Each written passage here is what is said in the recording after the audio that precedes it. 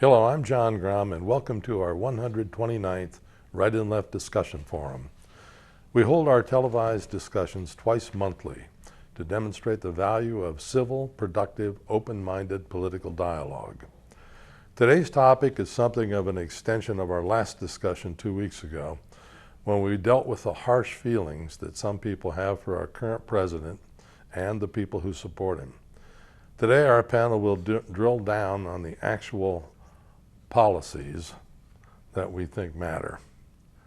Today's panel, beginning on my left, is Tom Finley, co-founder of Great Lakes Resource Center. On his left is Dr. Ronald Chamberlin, retired senior research chemist.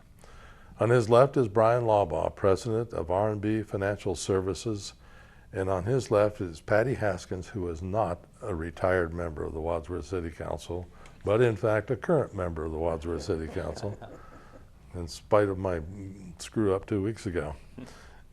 Tom, in politics, as well as any other endeavor where we're asked to select one person over others to fill a particular role, there is an inevitable conflict between style and substance in making choices evaluating performance. As is often said in business, and I know it's often said in business because I often said it myself as an executive recruiter, people tend to hire people they like rather than people they need and make excuses for the difference. To what extent do you think our current president is being judged on his policies or substance as opposed to his personality or style? You're Tom, right? Yes, I am. I hardly know where to start. Here's an exercise. Perhaps you have experienced this before. If you were, you had the last vote that would decide on a strong leader. Here are three candidates. Candidate A associates with crooked politician and consults with astrologists. He has had 2 mistresses. He also chain smokes and drinks 8 to 10 martinis a day. Candidate B, he was kicked out of office twice, sleeps until noon, used opium in college, and drinks a quart of whiskey every evening. Candidate C, he's a decorated war hero, a vegetarian, doesn't smoke, drinks an occasional beer, and never committed adultery. Which of these 3 would you decide on? Was one Jimmy Carter? Well, here's just in his heart. Candidate A is Franklin Roosevelt. Candidate B is Winston Churchill. Candidate C is Adolf Hitler. So when you look at style, and we vote on style versus substance, there's risk.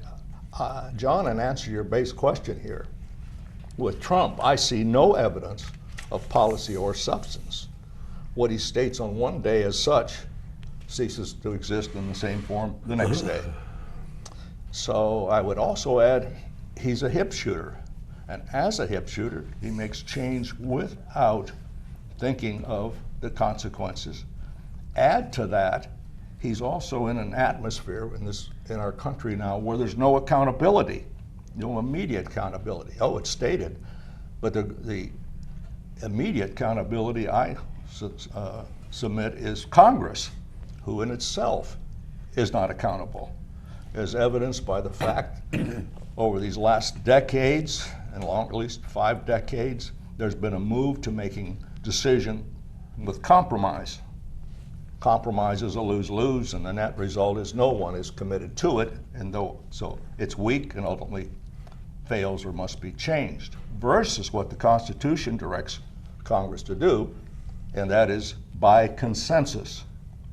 Consensus is a win-win position, which the ideas you have and put forth are incorporated with the ideas over here, and something new is created that satisfies both. I don't see that as the climate in Washington. It invites hip shooters. Trump is a hip shooter, and they emerge when there's need for great change. I have no doubt change will occur. It may not be what we want or should have. So I voted for the man. If I had to vote today, and I faced myself in the mirror, I would vote for him again, and in the absence of any strong leadership I see. I despise him. I can't stand him. Ron, you had indicated an interest in discussing zero tolerance. Now, I hesitate to call that a policy, but whatever it is, Trump had initiated it in the enforcement of our immigration laws on the southern border. What are your thoughts about zero tolerance? Was it a good idea or a bad idea? Well, firstly, I want to thank Tom for his kind of laid a philosophical basis here, what we're talking about. And the zero tolerance, I think, is an example of my laundry list here. I have absolutely no respect for Donald Trump, the man, and I think it's necessary for us to try to disassociate his character and his characteristics from the things that are carrying out. Unfortunately, in some cases, it seems like part of his character spills over, and his apparent racial intolerance has spilled into this one. You're going to have to explain that to me at some point. He seems to be a racist. Well, okay, my opinion. There must be evidence of some. All right, I'll give you some. What I see as a common thing, all the things about trade wars and foreign policy and all of these are, and attack on the medical support and all that is troubling. But I find a common thing, the thing that disturbs me most, and probably because it's my background as a scientist. There's so much of what's going on, both for the pronouncements of Trump and the policies that are being set forth by his administration, that seem to be ignorant of or ignore scientific basis. And zero tolerance is one of these. But the separation of children. Now, I've talked to two counselors, two folks who are involved with family counseling and child psychology, and they point out the terrible trauma that occurs in children's lives when they're separated forcibly. In this case, it might be divorce, it might be death. In this case, it's the government separating the families. That's a terrible thing, heinous, really. And does that reflect racism on Trump's part? It sure seems like it, because it's being promulgated against our brown neighbors from the South. There's the Muslim ban and all that sort of thing. Other examples here, and some of them aren't being carried out. For example, there was one was to reintroduce a very potent insecticide, chlorpyrifos. It's been struck down. We're not going to be able to use it again. That has known bad effects on children, particularly. There's the stopping of the Obama-era regulations on changing the mile per gallon regulations for cars. CAFE standards. Has been, and there's some doubt about that even within the EPA. People saying no, it's not what they say it is. And things like the allowing drilling in the Arctic Wildlife Refuge, and recently one that's been put on hold by Ryan Zinke was an attempt to begin drilling in the Chaco Canyon area in Arizona, I believe it is, Chaco Canyon, and it's a World Heritage Site. You've been put that on hold until they assess the environmental impacts. The Bears Ears Monument. Now, if I have to explain to you why it's important to have wilderness areas, I can't do it. If you don't understand it, I can't really explain it to you. It's a feeling. Yeah. I have an example of that. When I worked at PPG, of course, one of the things at that point was a terrific polluter was the solvay process for the manufacture of sodium carbonate. And I was in a meeting one time talking about that, and I did some of my work on trying to find methods of ameliorating that. And there was an engineer who said, well, what do we care about a few fish in the Ohio River? Mm-hmm. Well, that's an attitude. So those are things. You can go on and on. Global warming, for example, CO2, that's the mile per gallon thingy again. Coal versus nuclear energy versus renewable energy.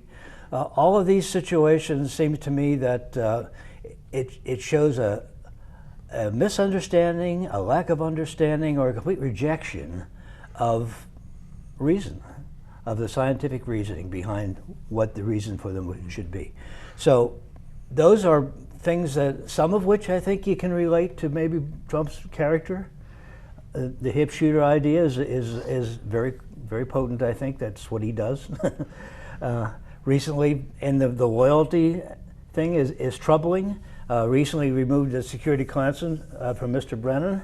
I'm not sure he needs it, he's retired, but there's apparently another list of 8 or 10 people that he's thinking about doing this to because they feel he's disloyal. There's the fake news deal. I saw Jake Tapper the other day on a program. He says, that disturbs me. He says, fake news seems to be news which is true, but which he doesn't like. And there's been an attack on the press. Jake Tapper. You know. Yeah. Yeah, so, okay. Well, you just read off the whole liberal litany there. Yeah, well, absolutely. And because that's what I am. And I see these as problems. I know. We'll circle back on some of those things in a minute. But Bryan, where are you coming from on all this? I look at some of the policies that have been enacted. I look at lowering of the corporate tax rate, lowering of the individual tax rates. I look at some of the regulations that have been taken off of businesses that have created what some people would have thought we would never see GDP above 2.5%. Yeah. 3% would be good. For 8 years, we were told that we were in a slow growth European model. Mm-hmm. And that we could do nothing about it because, we had this beast to feed, and that beast was the government. And you had to continue to feed the government, and the government had to continue to ladle out regulations after regulations after regulations, and those are the hidden costs of doing business. And so some of those get rolled back. Our folks on the other side of the aisle scream and do all that kind of stuff, but a lot of them, they were antiquated. We can talk all day about global warming and climate change and all that kind of stuff, but I think there are some positive things that have come out that have unleashed and given business a little more room, because business actually employs more people. And just this morning, jobless claims are down. They were expected to be 215,000, they're 212. So there are policies that have been put in place, whether I like the guy, whether anyone likes him, or he, I agree. I'm not a fan of his, but politics makes strange bedfellows, and there are things that have been happening that would not have happened if we had another 8 years. So coming off of 8 years of sort of the just almost a dream world, the liberal dream world. When you look at the pipeline that from Canada to I believe somewhere in Louisiana, was it the Texas, actually. Yeah, Texas. That was a political thing, and I'm all for national areas, but the government, if you look at a map, the federal government controls more land in the West than the states do. My feeling is, give that back to the states. Does a national park need 2 million acres? And Mr. Clinton and several of his other folks, right when they went out of office, they expanded those things, much to the states' dismay. Yeah. The states didn't want that. So, I don't agree with his substance. I don't agree with the way he's Donald Trump. I mean, he's been that way. And we can't be surprised he's not going to change when he gets into office. And so, but I think there are some positive things that are coming out of that that we have to look at. And some of those things we're seeing right before our eyes. And I think those are good things. Patty, you want to tell us why you love Donald Trump? Oh, sure. Do you have 2 seconds? No. To be very honest with you, I do not like the man. I don't trust his character. I feel he lies, all of these things. That does not mean he couldn't be an effective president. Although he tends to make fun of acting presidential and prefers to act Like and a Trump. clownish like Trump. I find that disturbing. What's more important to me is what he does as president, and that's where I have concerns. He started by saying if it's a regulation Obama put into place, it has to be removed.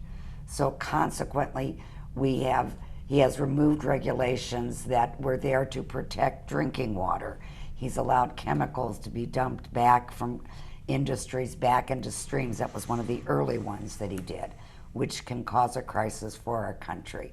He has restricted the ability of the financial consumer organization, which was put into place to prevent the type of economic downswing that we had back in 2008. And Are you talking about Dodd-Frank? yeah, well, it's not that, but he's also No, it's taken that away some of the regulations and he's limited. CFPB board or whatever, sort of an He's unaccountable limited, agency that. but he's limited their power, which it was there to prevent these banks from passing out loans that were ridiculous and causing another problem with our economy. You know, you mentioned that there are more jobs, and jobs are going up, and they have been since he took over. And we tend to forget that he inherited a very poor economy. Obama did. He brought it up. It was not moving as fast as he would have liked or anyone. It has soared now, and he's created more jobs, but the actual wage earnings of the citizens of the United States have not gone up. So, No, yeah. well, not yet. It's pretty early to make that judgment, isn't it? But I'm not sure. He's getting more jobs, but that's starting to slow down. And the jobs that are being created are not getting more wages. So you'd like to see that. For 8 years, I heard about the national debt and how it was going to be, overtaking the world. And we had a debt calendar on Fox News that they reported on. This president doesn't seem to be concerned about the national debt in any way, shape, or form. His billions that he wants for his wall, he wants that no matter what. Now, forget the fact that he promised the Mexicans we're going to pay for it, but now we should handle it in different ways.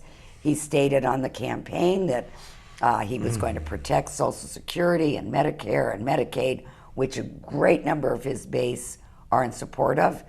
He recently asked for, was it $17 billion in reductions in those now? So he gets into office and that claim isn't there.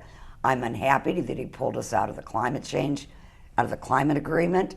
I am unhappy that he pulled us out of the Iran agreement.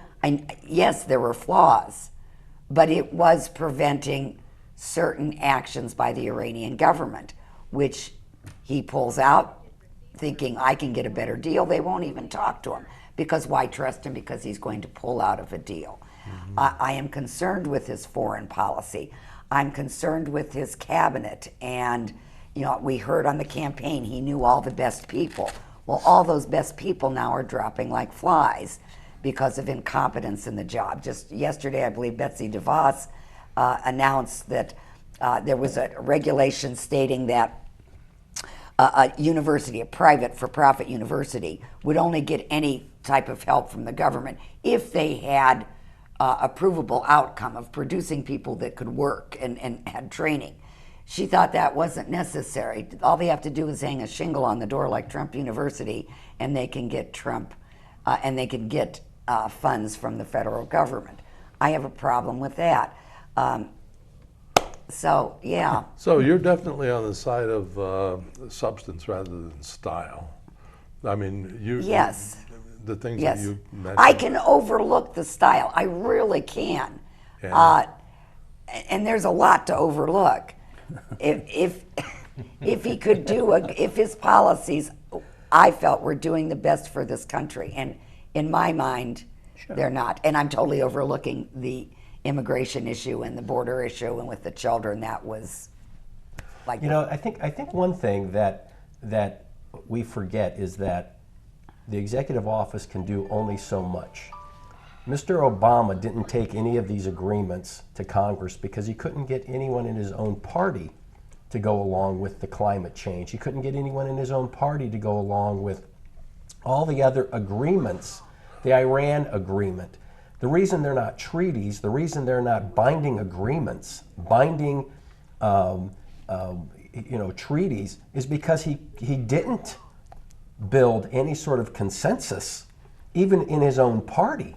Well, Trump is not able to do that now, and they're in the same situation. But what I'm saying is, if we have the political will to solve the immigration problem and to build consensus on it, let's get together and do it, and not do it with a phone and a pen, because the other guy that comes in, Bush did the same thing, Bill Clinton did the same thing, they all do the same thing with executive orders and agreements. They wipe it out. So let's get together, let's get both sides together and say, let's build consensus and let's solve the immigration problem. And I would agree with that. Let's not keep kicking it around like a football. Let's talk about the competency of Congress and their willingness to act. Exactly. It hasn't been there. Exactly. It hasn't been there for years. And it hasn't been there. It wasn't there for 8 years because he couldn't get his own people to go along with these things. But his own people were only in power for, 2 years? But it goes Before to the the midterm. consensus. Right, I think and it goes that's- to the principle of that's what's consensus. happening now, too, Is though. we bring people together and we say, okay, let's bring the border states together and let's talk about immigration. Let's see what really works. But nobody has the political will to do it. Oh, they want to do DACA. Oh, they want to do agreements. Oh, they want to build a wall. They want to build a wall that maybe most people don't want, and most people would feel that it might not even work, but it sounds good, and people, I mean, both sides campaign on issues that will never see the light of day. Absolutely. Okay, Absolutely. so that, I guess that's my point, is that when we're going to talk about policies, let's build consensus instead of saying, okay, we're going to beat the guy over the head for this, when the guy before for 8 years couldn't get it done. You know, the immigration problem has been with us for 20 years. And just now, all of a sudden, the media, the spotlight of the media is turned on Trump because he's enforcing the law. And if we dig into why do they separate, these kids, it's been happening. Most of the abuses, if not all of the abuses, happened prior to Trump in the immigration system. I disagree in those with that. things. I mean, all the I've heard lawsuits that, that are but- coming out are in 2015, 2016. This is a step up. So, Yeah, this is I much mean, worse. Well, we talk about Congress. Ron mentioned competency. You mentioned political will. And I think that's the political will is I don't think that it has anything to do with competency, Ron. I think it has to do with courage. And that we have, I just happened to You need that notice. to be a competent congressman, I think.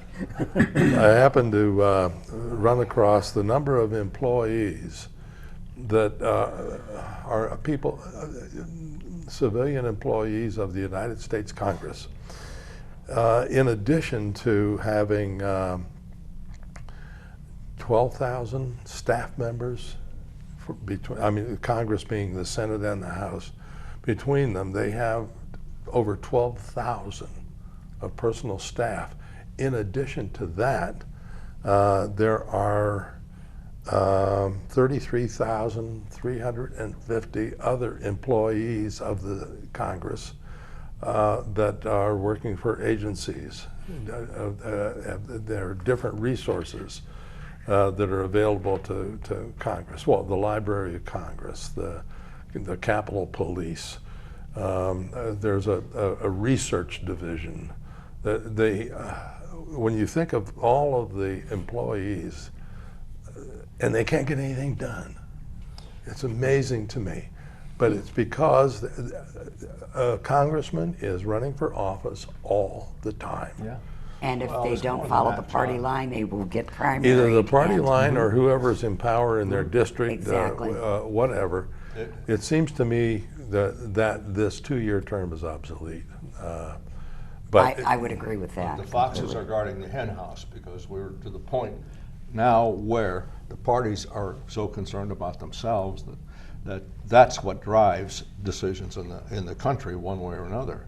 And they're moving Bryan, left and right. I mean, they're you reminded me of this perspective that there are good things happening, and I think the best thing I see happening out of this chaos and the substance management of our leader is there's more awareness, there's more talk day in and day out about what's happening in our government, what's not happening in our government, how we got here in the first place is the apathy that has grown on the part of the citizen over these last 10, 5, 8 decades. It's just been happening. Consequently, the country is being run by we're not represented. There's a minority who The thing that you have to don't keep in vote. mind, we've got a media that gives us information, and there's no such thing as an objective media anymore. They all take sides. Once you've decided to take sides, you're going to exaggerate the positive and eliminate the negative. You overlook anything that doesn't. If they say something that you don't agree with, they're lying, right? You take this last media, I guess, splurge, if you will. There were 20 crazy, whacked out white nationalists that took out a permit to have a demonstration in Washington, D.C. 24 showed up. 24 losers Yeah. showed up. There were more reporters by a factor of probably 20. There were more police. And then I call them anarchists. I'm not going to say that they're Antifa or they're anti-hate as CNN wants you to think. They're anarchists. Yeah. They don't want anything good for the country. Now, somebody described them as hate masquerading as anti-hate. Right, yeah. If Charlottesville hadn't happened, though, none of that would have happened either. In Charlottesville, there was one side that had a permit to demonstrate and another side that didn't, and they clashed. Mm-hmm. Fatally. The so-called nationalists had a permit to be there. The people protesting against them did not. And it seems like, and I don't want to give any, I don't want to, it seems as though the folks, the alt-right, all those folks over there, they followed the rules. They didn't just show up and decide to take over the town square. They got their permit, they let everybody know that they were coming. The anarchists showed up. They don't have, when's the last time they had a permit to burn down Berkeley? When was the last time they pulled a permit? Never. We are run out of time. Sorry. I think we could continue this one for a long time, but we're not going to. I think in 2 weeks we ought to do something a little more peaceful. Thank you for joining us.